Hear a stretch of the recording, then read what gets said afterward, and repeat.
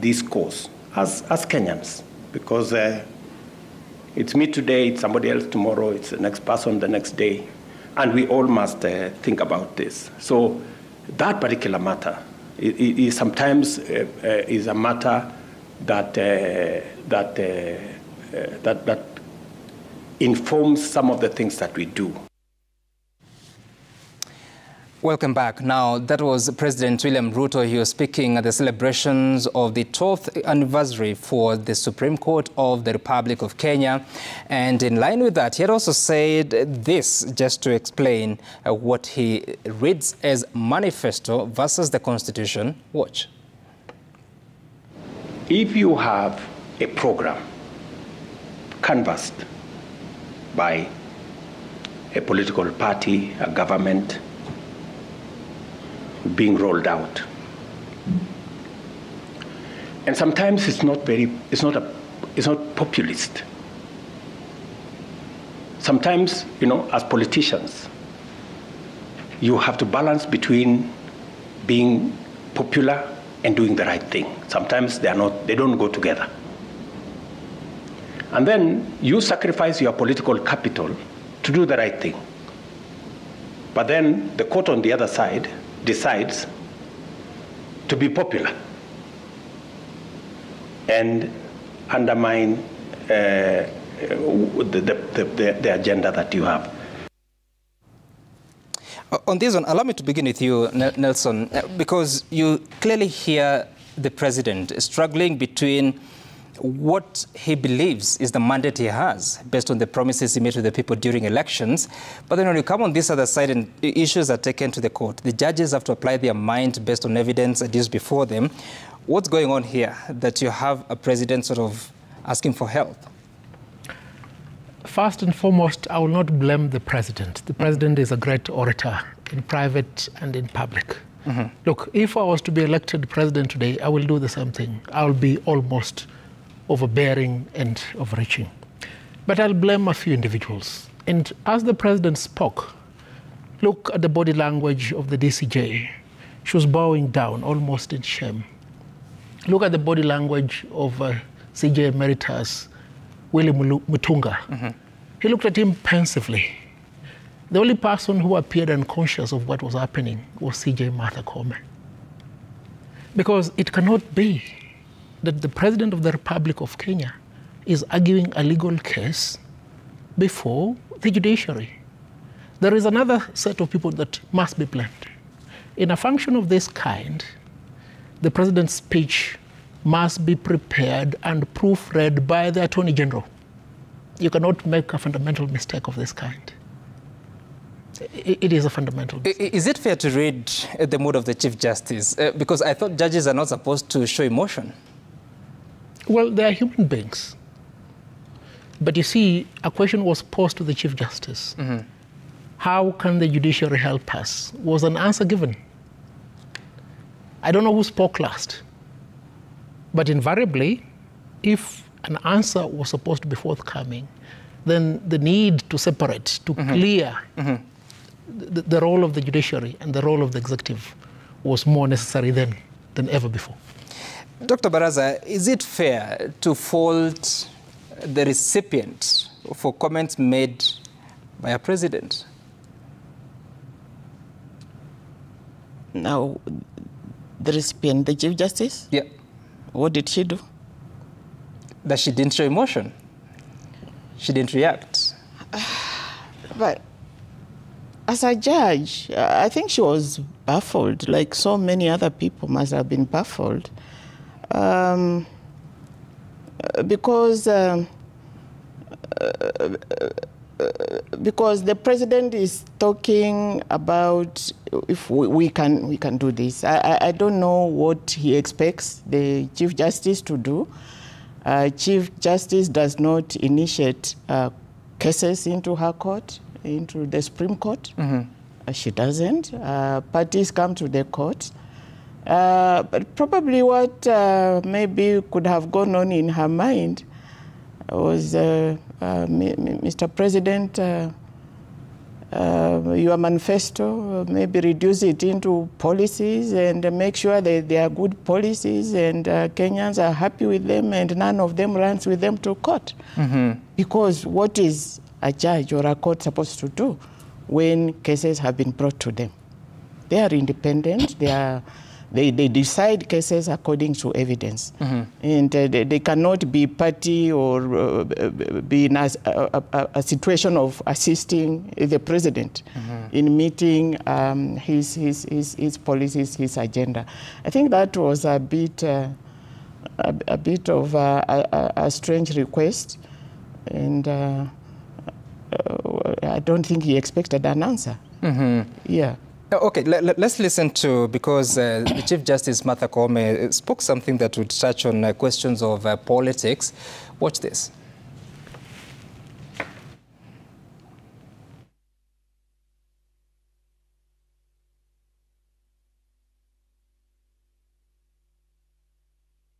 When courts are invited to deal with political questions presented in a legal nature, there is an inevitable risk of being drawn into perceptions that plague political play.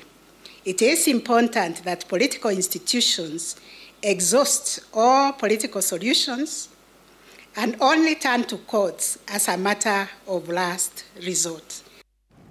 All right. So, Deputy Speaker, what is the Chief Justice to do when there's such a remark coming from the President? And I mean, it's in a public forum, so everyone is observing, and there is a risk of perception that now the President is bold enough to even go persuading judges to work with him in such a situation.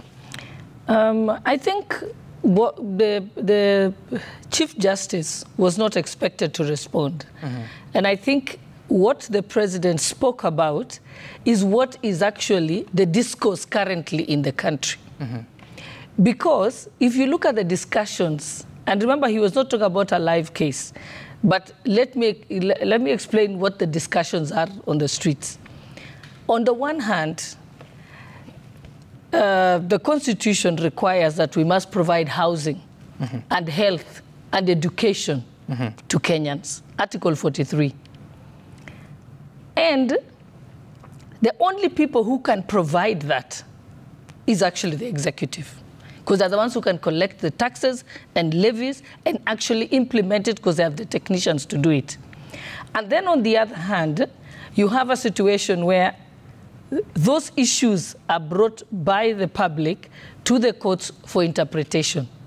So the thin line at that place, which I think the President was referring to, and also the Chief Justice was mentioned in her speech, is at that stage, what do you do? Should the judiciary then spell out the manner in which the houses should be built, or spell out the manner in which you must collect the levies, or spell out the manner in which you should implement?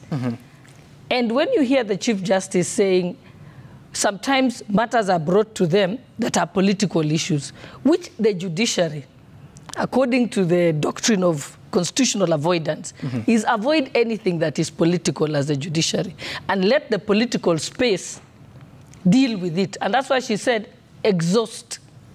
Let the political space exhaust all that before it comes to the judiciary, so that the judiciary can truly be able to be separate from the executive, and the executive actions be separate from that of the parliament and that of the judiciary. So I think it's a discourse that is going on, and it's a healthy one, because there's nothing wrong with discussing that. And so the President was just saying, my policy is following what is required by the Constitution.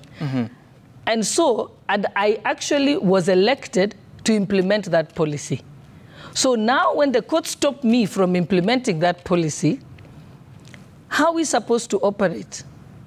So it's not the President's question. Isn't it within the Constitution for any person who has a challenge with what the government is implementing to go to court? Yeah, no, but the President did not request that the court should not entertain it.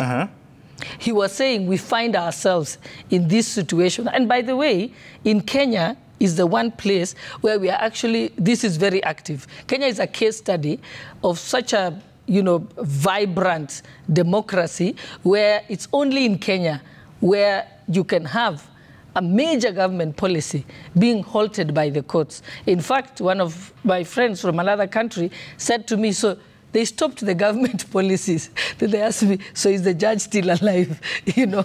So in other countries, it takes a different direction. But that is the beauty and the resilience of Kenya, that you can have government policies being questioned in the courts. Right. But the discourse at the moment is to what extent can that happen? And those were the discussions. And in fact, if you read, when I listened, and maybe I'm wrong, but my interpretation of what the Chief Justice was saying, what do the courts do when a political question is brought to the courts? And she says, what should actually happen is let that political question be exhausted in the political space. So how do you do that? Do you send it out? No, the court set it out very nicely on the recent impeachment case. Remember, there were almost 29 cases filed in all parts of Kenya, different parts of Kenya, trying to stop the impeachment process. And each time, each of the judges pronounced and said, right now, we are not ready to look at, we cannot entertain this. Let the matter be exhausted in the National Assembly and the Senate. Then thereafter, the matter will now be ripe for interrogation and investigation by the courts.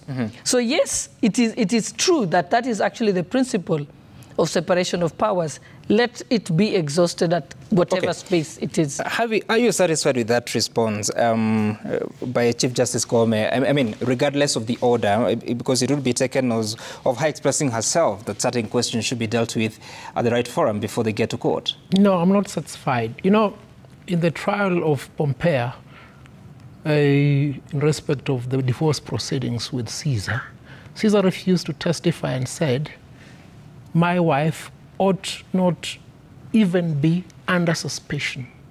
And you see, this term has been used to define the serenity with which a holder of a certain sensitive office must carry himself or herself. There should never be a situation where the Chief Justice has to explain herself. The mere fact that she had to explain herself was a confirmation that she had fallen short of the standard of Caesar's wife. I'll give you two explanations arising from what she said. She said that the political issues must be exhausted before they're brought to us. Intriguingly, if you listen to the decision of the three-judge bench in discharging the orders in respect of Rigathi Gachagua, the same phrase was used. You understand? So it's not by accident, it's deliberate. And what are political questions? And picking from what my good teacher, Madam Speaker, said, that in other countries, the fate of the judge who has determined a matter of this kind will not be as conducive as it is in Kenya. And I can say without any fear of contradiction, it's only in Kenya that we have Article 10 of the Constitution, which is quite deliberate, specific, and forceful. When you are implementing policy, you must do it in accordance with the law and the Constitution. So to that extent, everything that an elected leader does, everything that an appointed leader does, is susceptible to inquiry under the law.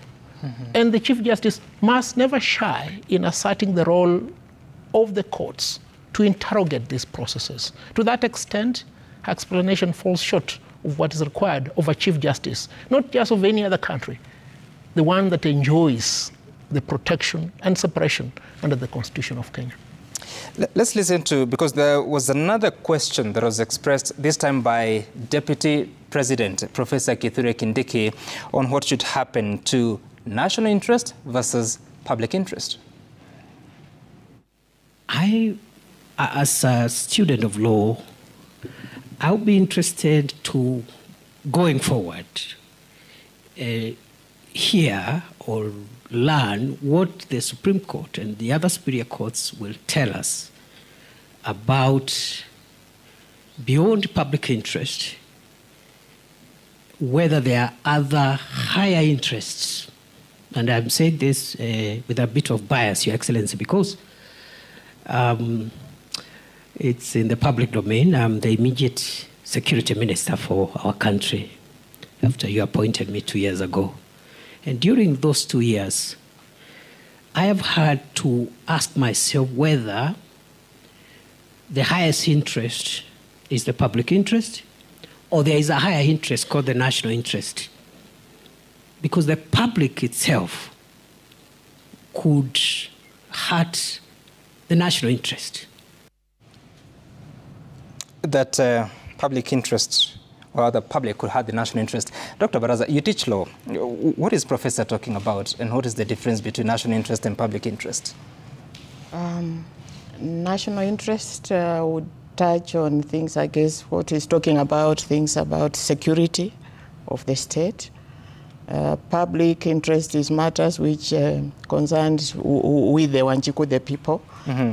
Yeah, I think he's trying to draw that attention. But I was just wondering again, just like I wondered listening to the president, I don't know how he expected the judiciary.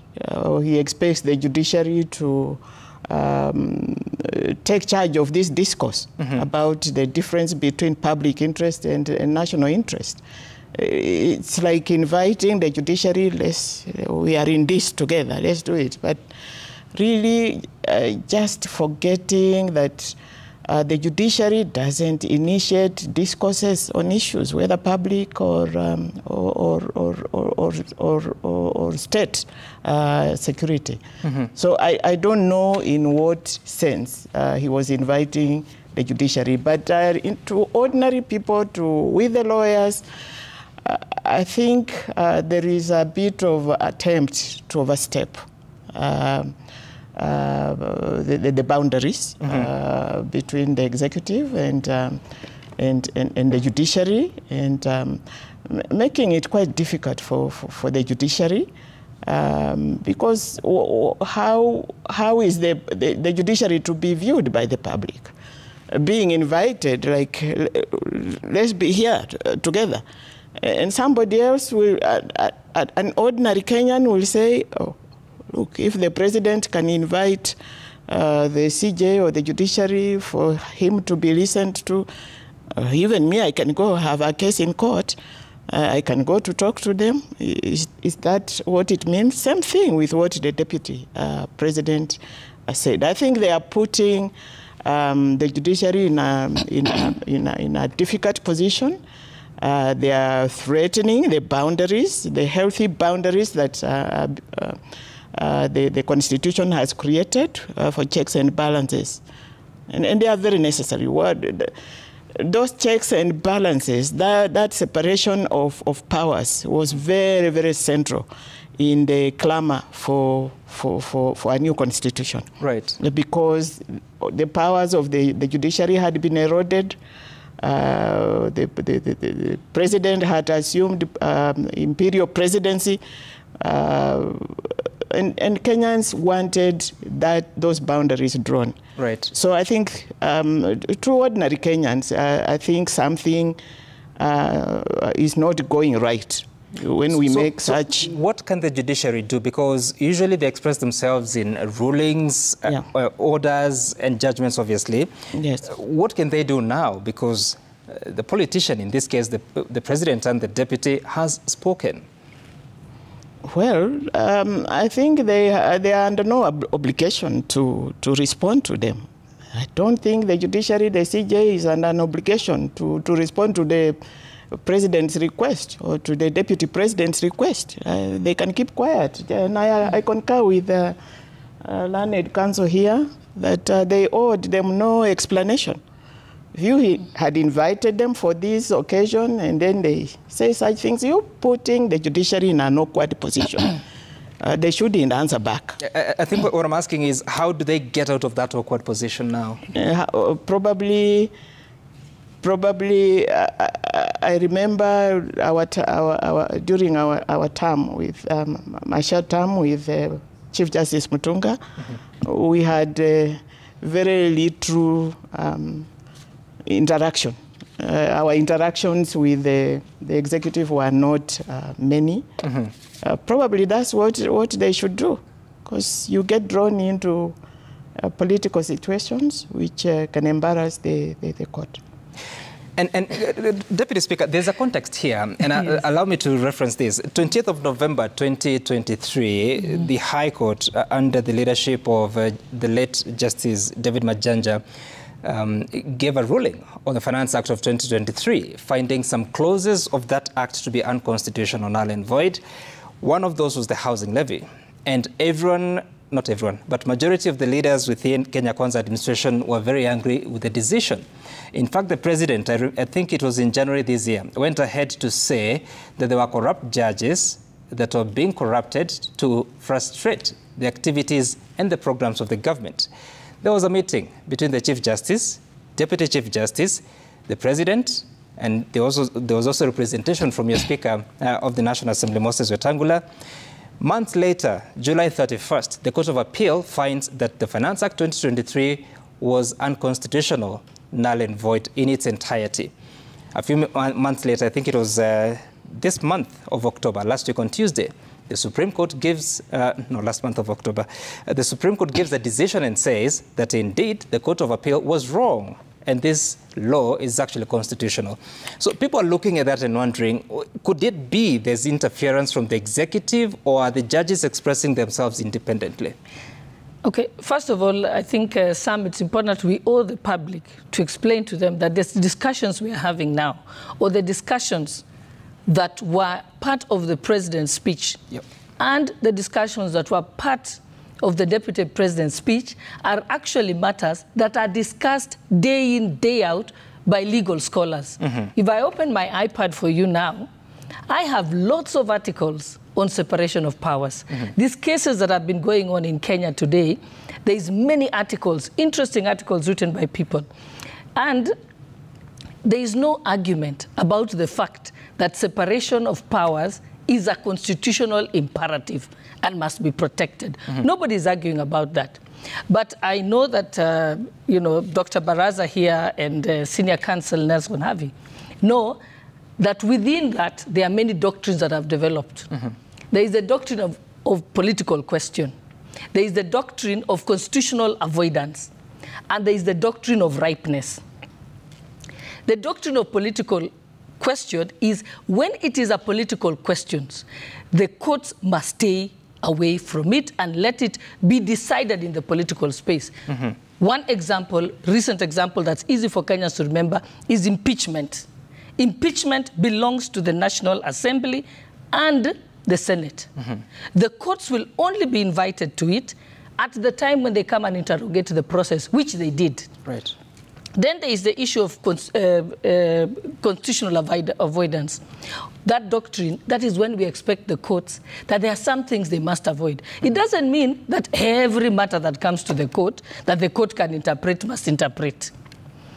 Like I say, the simple one, and that's why I use simple examples where Kenyans can understand. Mm-hmm. The right to housing, the right to health, right to whatever, that the courts have no capability to give education funding. Sure. The courts have no capability to build houses. Mm-hmm. The courts have no capability to provide social and health insurance. Why? They don't collect taxes. Right. They don't have the know-how. They don't have the technical staff. They don't have the Ministry of Health.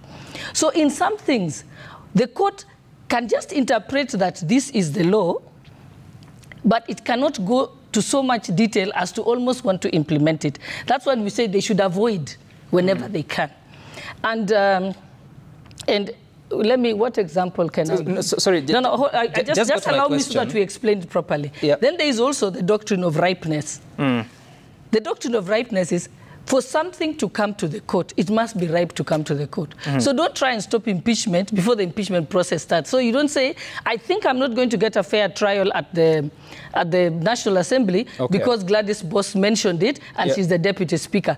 You're preempting it. Let's finish it. Let me be biased. Right. Then you can go to the court to say that I was biased. Okay. And that is lastly, clear. Lastly, let me just explain on the, also, when we talk about public interest, mm-hmm. greater public interest and so on, I know, I can almost tell what the Deputy President was talking about. And we are academics, we are always discussing it.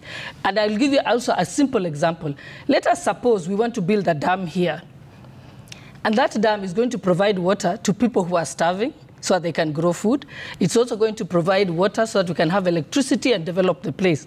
But then there is a smaller group of people who say, you know, my ancestors are buried here, so you cannot dig a dam here. So which interest? Yes, public interest, we agree. Your people are buried here and so on. But the greater public interest is that more people will suffer and suffer peril as a result of that. So what do we do? And sometimes you find a middle ground. Let's build a memorial. Let us exhume the bodies and move them and do it. So always, throughout in society, we are always dealing with challenges of public interest and high interest. Building the SGR, we had to exhume some bodies and move some families for a greater public interest. So the new phrase. It's not a new phrase. It's in academic papers. No, I'm talking about the national interest that he talks about. So where does that lie in the conversation of public interest? Sorry, I am describing to you when people discuss, when there's been academic discourse relating to public interest, higher public interest, greater public interest. That's what I'm saying. These are matters that are constantly discussed. That's what I'm saying. And I'm sure even at law school, those are taught. I'm just asking. It's things that are deliberated, are being discussed. Okay. They are still part of the event, and they will continue to emerge before our courts, for our courts to continue to define them and set our jurisprudence. So it is not odd to have academic discourse. That is why judges normally have colloquiums. Okay. In those colloquiums, this is what they discuss. So it's not abnormal. That's okay, of course. I hear what you're saying, Deputy Speaker. I'm just wondering, so when Professor Kindiki is talking about public interest and giving the hierarchy, saying national interest could be higher than that, where does that fall in what you just described? No, I'm not going to. You're trying to make me now sort of interrogate what he was speaking about. I was not in his mind, but I'm telling you what I know. As discussions that are in the academic world and are being discussed and in current papers. So those are the discussions. So national interest is not one of them. He probably was alluding to that, but I'm telling you what I know is this. And remember, national interest is a subset of, public interest is a subset of national interest. It's all in. And that's why I'm saying I'm using simpler terms, which is public interest and greater public interest and even greater public interest. And every day the courts have to grapple with that whenever they are making decisions. All right. Dr. Baraza, you wanted to say something before we take a break? He had a specific request for a discourse around public interest. And what he had in mind was security, national security. That he termed national interest and then public interest, and requested that he wishes we could draw a distinction between the two. The forum, the request to the court to draw that distinction is what is disturbing. There was no court sitting. There was no court sitting, and there was no request to a court. Let me delve into this before we take a break. Yes. First and foremost, there is nothing called national interest. Public interest has been defined in the legal parlance in Kenya. And public interest means enforcing that which the law demands. Now, is the issue of the national interest new? It's not new. It's been attempted before by Amos Wako to subordinate public interest to national interest. It has been attempted before during the reign of my very good friend, Professor Gideon Muigai, but he distanced himself from it. So the security amendment laws. They wanted to subordinate public interest to national interest. So simply put, and this is not an academic issue, it's so simple that even my manager, Francis Makambo, can understand. Public interest is the most superior interest. Now, for a professor of law to come and create a dichotomy between public interest and national interest, that's something that must concern. Is either he doesn't understand what he's talking about, or is deliberately beguiling the people with the expectation that judges of the judiciary will buy into that false construct. And that is erroneous. Okay, it's good that Deputy Speaker, you said, when you're taking a break, you said that there was no court sitting. For sure, there was no court sitting, but there was specific request. He said, I'd be interested going forward to hear or learn what the Supreme Court and other superior courts will tell us, whether beyond public interest, there are other higher interests. And he raised the question of national interest. We'll continue this conversation after the break, including the independence of the judiciary, what we've been witnessing, but also the court said that the Constitution does not foresee a situation where the office of the Deputy President would be vacant at any given time. What does it say about the office of Member of Parliament and IBC? After the break, we're back.